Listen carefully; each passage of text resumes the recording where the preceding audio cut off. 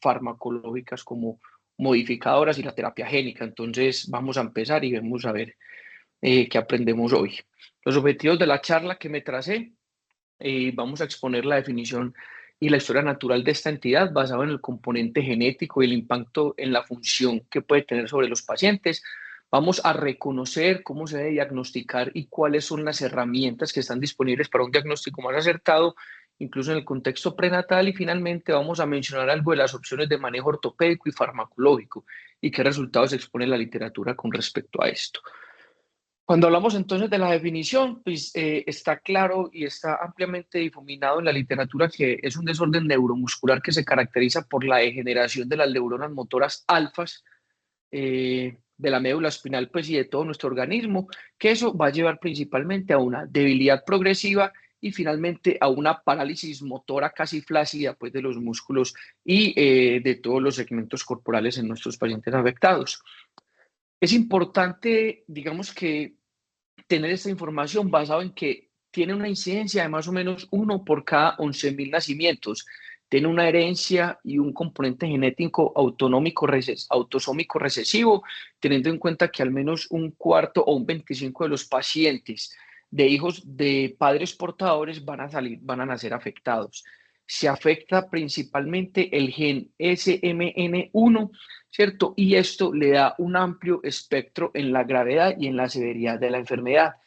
Este gen es muy importante, sobre todo para el desarrollo de las neuronas motoras y su expansión hacia todas las placas motoras, pues, en el cuerpo humano.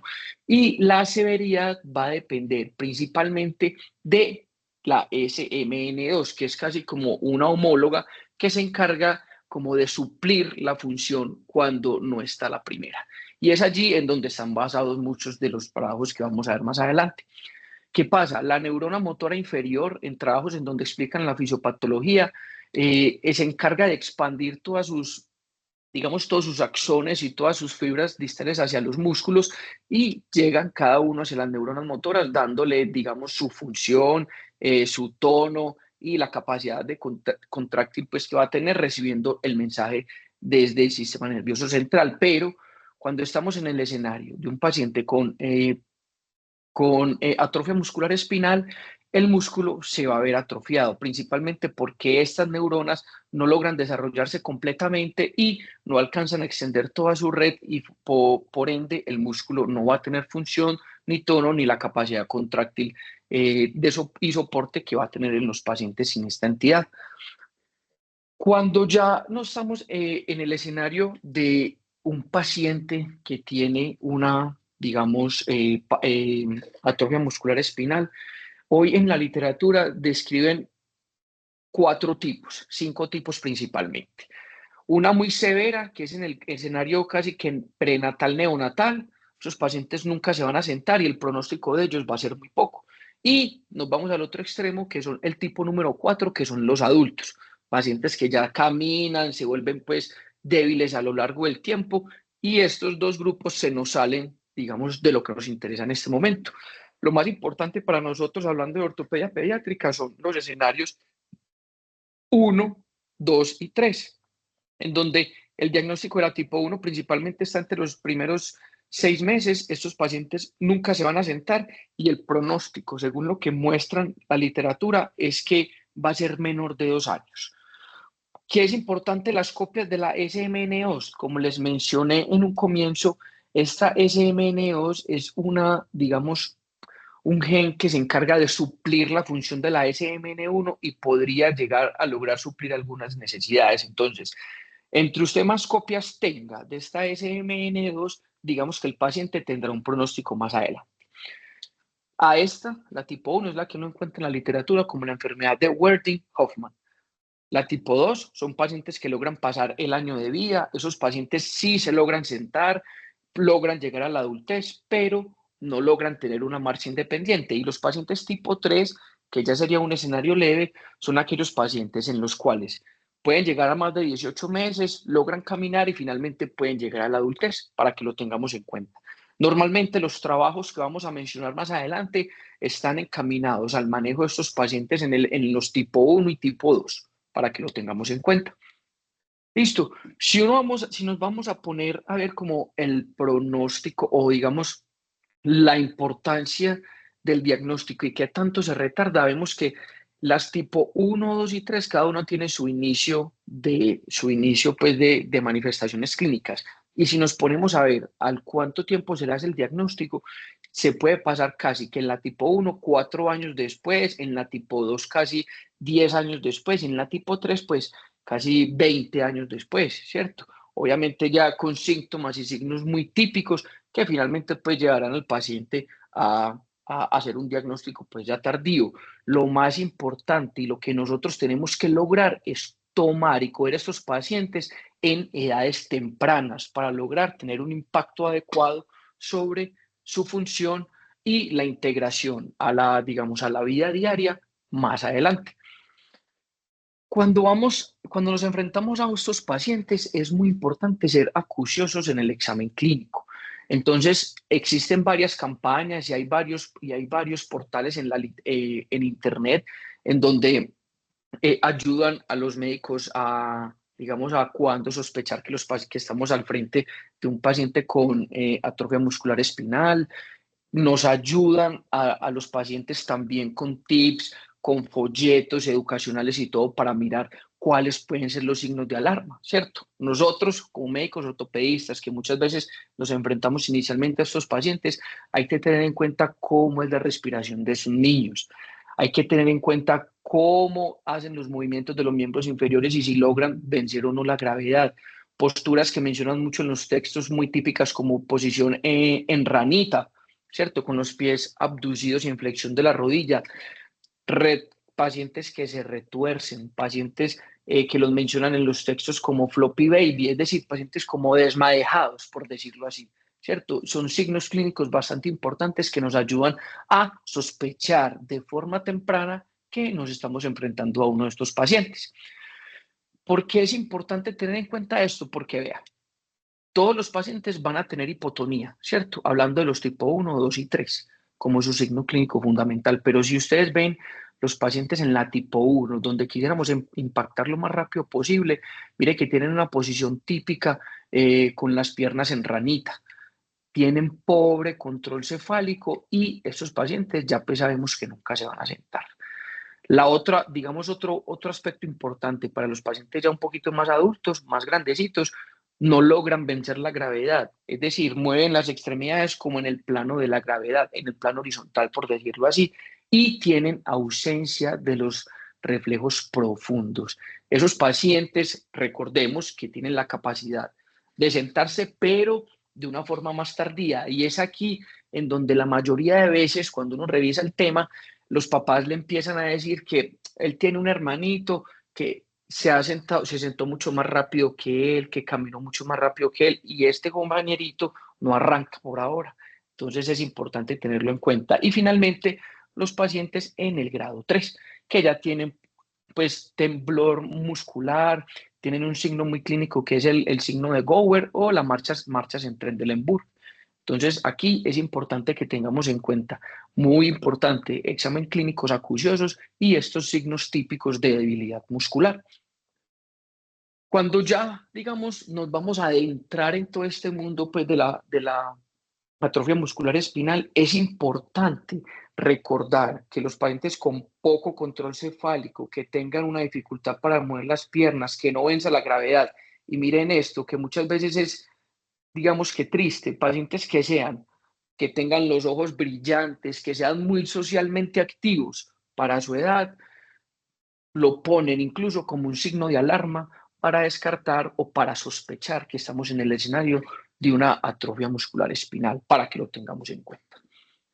¿Cuál sería la ruta diagnóstica entonces cuando lo hacemos y lo sospechamos de entrada? Entonces, tendríamos que pedir un test genético para determinar cómo está la SMN1, mirar si existe esa de lesión homocigótica, finalmente hacer una prueba confirmatoria en donde se logre determinar cuál va a ser ya el número de copias que tiene de la SMN2, que es la que se encarga de suplir, ¿cierto? Y finalmente esto nos ayuda a predecir o a encasillar cuál es el fenotipo al cual nos estamos enfrentando. Obviamente esto con apoyo pues, sistemas y instituciones pues especializadas pues en patologías neuromusculares. Bueno, ¿cuál entonces es nuestra función en este caso? Vamos a hacer un abordaje multidisciplinario. Hay que tener en cuenta que los pacientes debemos tener una coordinación con la familia, tener cerquita los centros de rehabilitación, el soporte educacional, los grupos encargados para manejar esto, centros grandes neuromusculares y adicionalmente servicios primarios para que cuando logremos coordinar todo esto podamos enfocarnos específicamente en el manejo pulmonar, el manejo agudo de los pacientes, si tenemos compromiso de otros órganos, si tenemos la posibilidad de suministrar algún tipo de medicamento, la nutrición, la rehabilitación neuromuscular y nosotros también hacemos parte de este camino como ortopedistas. Entonces aquí nos adentramos en nuestro tema. ¿Qué es lo que nosotros como ortopedistas podremos apoyarles o podemos ayudarles a estos pacientes para que vayan mejorando su calidad de vida y vayan mejorando su función?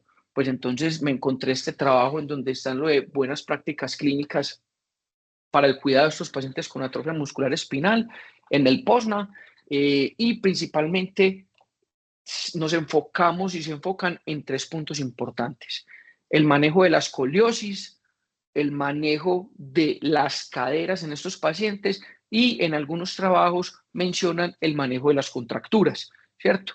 Cuando hablamos de la escoliosis, hay que recordar que casi más del 90, el 80%, 90% de estos pacientes se van a presentar con con escoliosis, es decir, van a manifestar escoliosis a lo largo del tiempo por su alteración en el tono.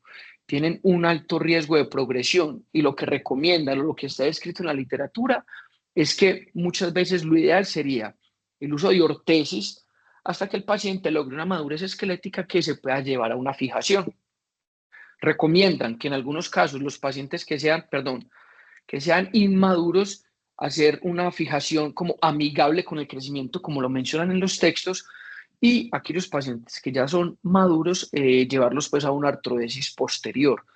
Todo con el fin de mantener una postura y una posición adecuada en su lecho o en sus sillas donde se maneje normalmente.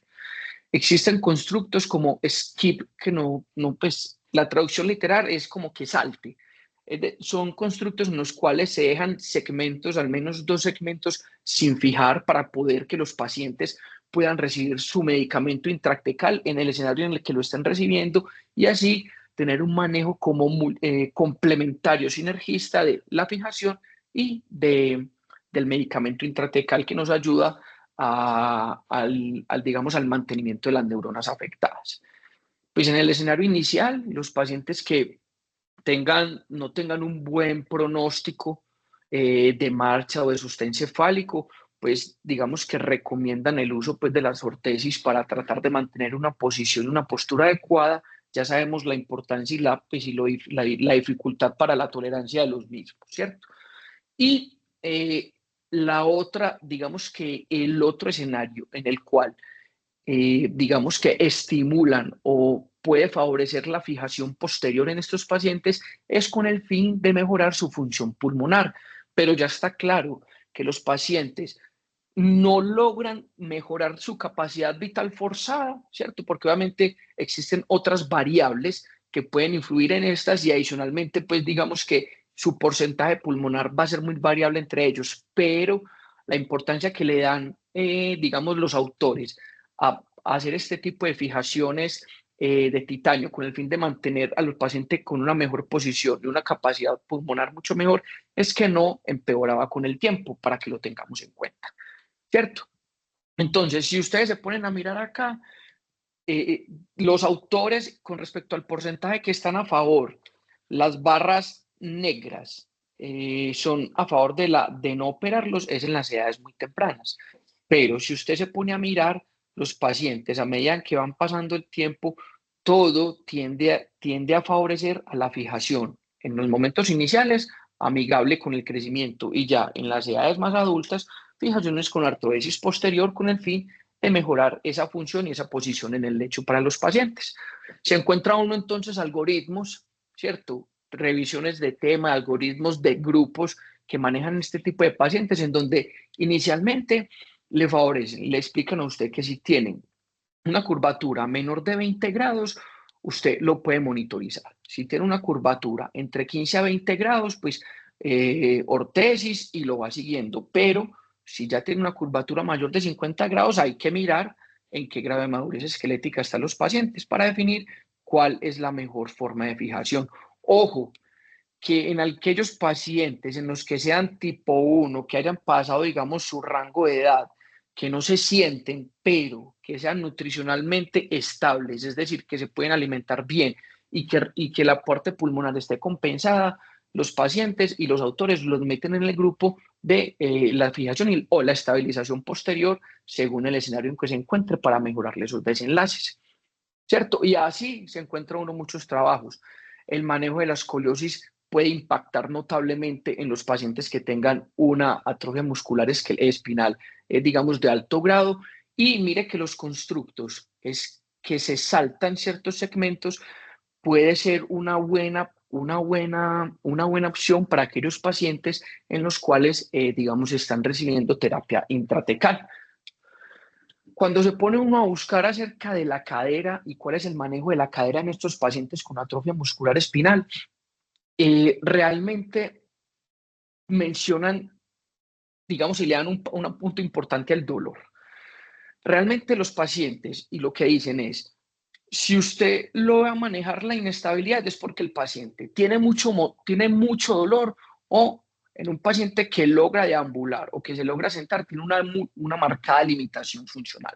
Pero esto siempre ha sido un motivo de controversia y cuando yo lo busco no es claro del todo en la literatura, ¿cierto? Se basan principalmente en eso.